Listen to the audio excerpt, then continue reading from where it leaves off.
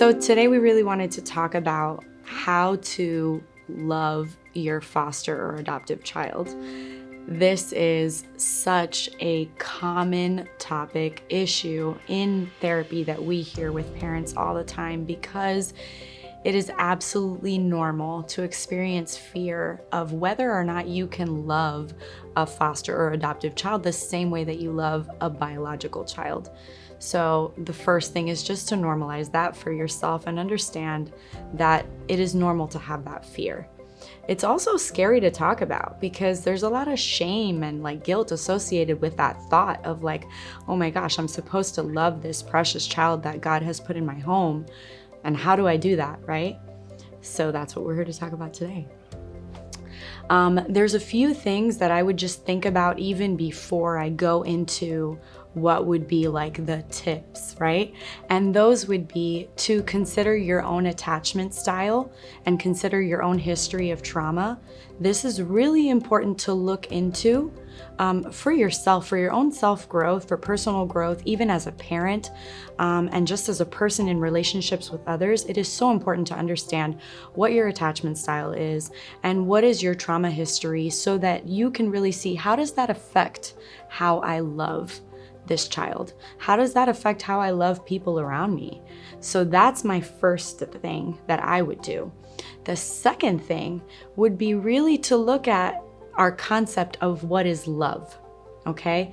And why do I say that? Because the Bible has a concept of love that really focuses on love in action and in self-control over emotions, right? And so it talks about love being patient and kind and not rude or boastful or not envious, and all these different things that it says in 1 Corinthians 13. And it's so important to just be able to look at that and say, oh, wait a second.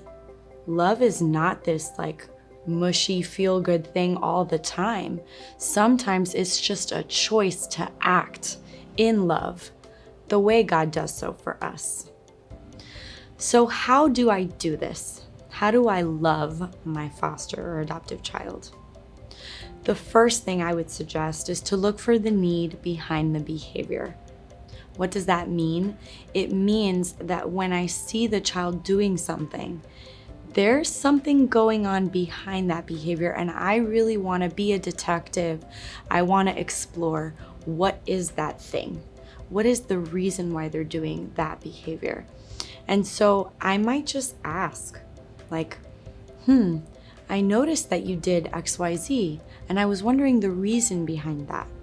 And see what they say.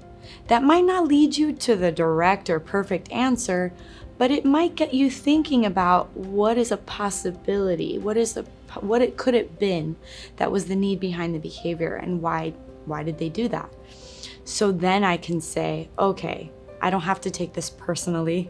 This isn't about me. This is about something that they needed.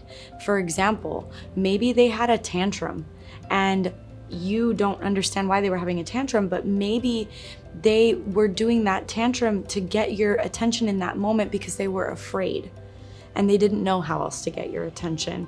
And this was how they survived in the past, so this is how they survive now. And so if you know that, then you're not going to take it personally. Then you might be able to say, okay, this is not they're angry at me. This is really just they need me right now. And I can say, I know you need me right now, and I'm right here. Let's walk through this together. The second one I would say is to identify their preciousness. And that is just to identify, what has God done to make this child so precious, right? Because we know the Bible says that we were all made in His image. So we are all precious. But how do I remember those things when I'm going through a tough situation, right? Because it's not easy to think about those things when you're going through a tough situation. So what do? I write them down. I write down those memories of when that child is playing with me and we're having fun, or when they're doing so good at something and I'm just really starting to see them shine, right? I write down those things and then I remember them and I put them on the fridge so that I can see them when I am feeling like it's so hard to love them right now. And then lastly, I would say, is to remember why God called you into this work. Just thinking about what it is, what are the reasons that God called you into doing this, right? And when you think about that, also write that down and remember, this is why God called me to do this. I remember that day and time, and I'm going to write it down, and I'm going to think about that, so that when I come to these hard moments, because you will have hard moments, when I get to that hard moment, I can say, okay, I got this. I know why God told me to do this. I remember why God told me that this child was precious and they needed a place to go, and He called me. Trust me when I say that if this can be an investment, this can take time, but if you do the work, it's going to be worth it, because not only is it going to help that child heal, but it's also going to help you love them more in the long run, and you're going to have a better relationship so that you can continue to make it easier on both of you.